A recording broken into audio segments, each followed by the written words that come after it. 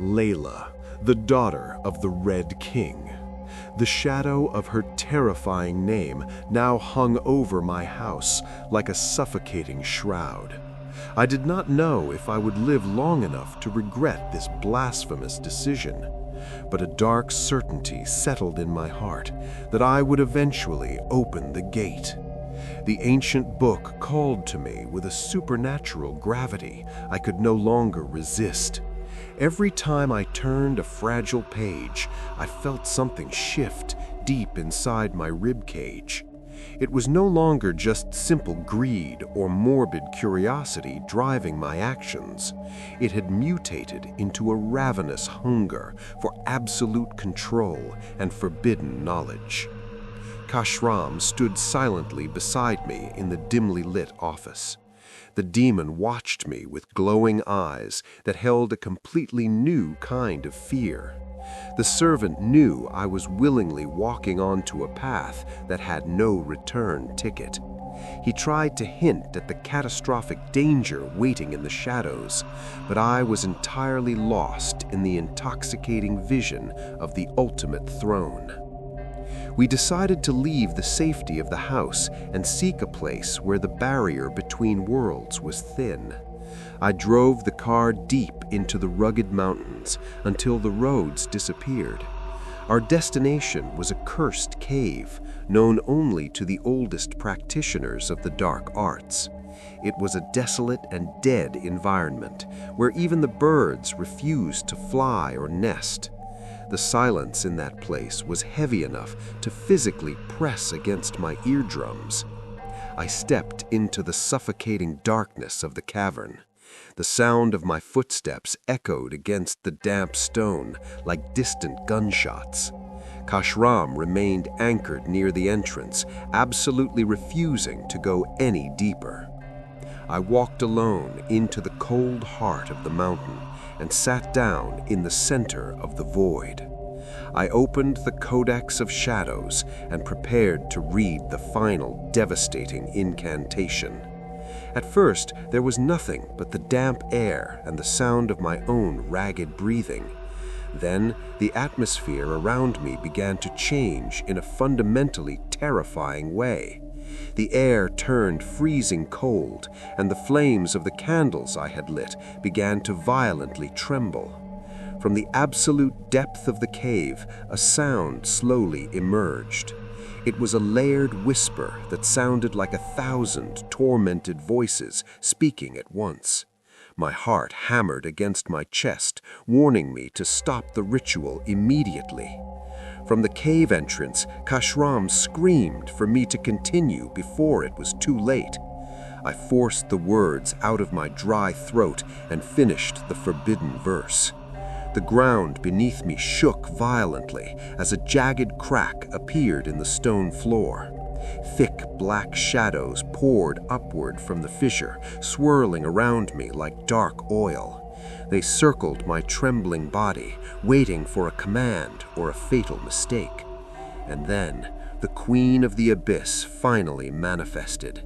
She stepped out of the swirling darkness as if woven from the fabric of the night itself. The entity was impossibly tall and possessed an unnaturally mesmerizing beauty, but it was a beauty that promised absolute ruin and a cold, sharp perfection. Her eyes shone brightly, yet contained no warmth whatsoever. There was only the endless, freezing void of the underworld reflecting in her gaze.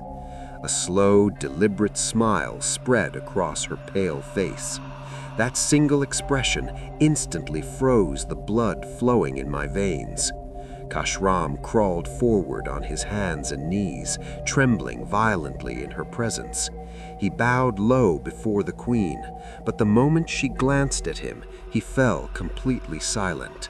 The powerful demon collapsed to the stone floor, motionless, as if his very soul had been extinguished.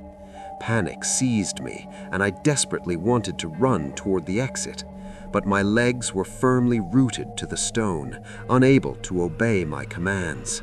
An invisible, crushing force held me in place, entirely paralyzed by her overwhelming aura. She took a graceful step closer, but stopped exactly at the edge of my protective circle. A soft laugh escaped her lips. The sound was deceptively gentle, but it pierced through my mind like a rusty needle. Her voice echoed directly in my head, mocking the foolishness of humanity. Humans always assume they come down here to take power from the depths. In reality, they are the ones freely surrendering their souls to the darkness. For the first time since unearthing the cursed book, I felt pure, unadulterated regret. The queen tilted her head, observing my terror with deep amusement. She whispered a promise to let me live instead of erasing me like the fools before me. The way the word live rolled off her tongue sounded like a threat infinitely worse than death. Without warning, the cavern walls violently dissolved into a thick gray mist. The solid stone floor fell away beneath my feet, plunging me into the unknown. I abruptly woke up, floating in a surreal metaphysical space that possessed no visible horizon. The sky seemed to have merged seamlessly with an ocean of infinite, eerie stillness.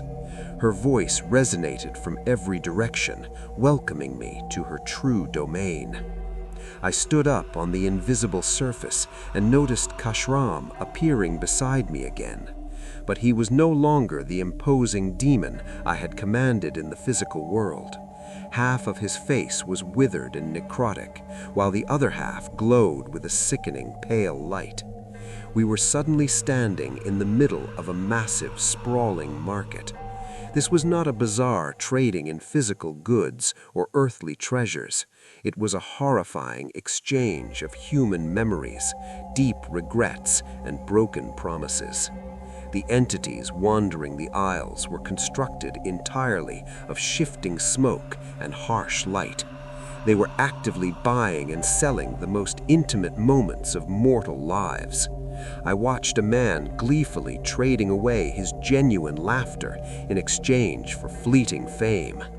Another desperate soul was bargaining the memory of his own children for political authority. Kashram explained that humans wander into this trap blindly, without ever comprehending the true price. A small, grotesque creature approached me, carrying an ancient ticking clock embedded in its chest.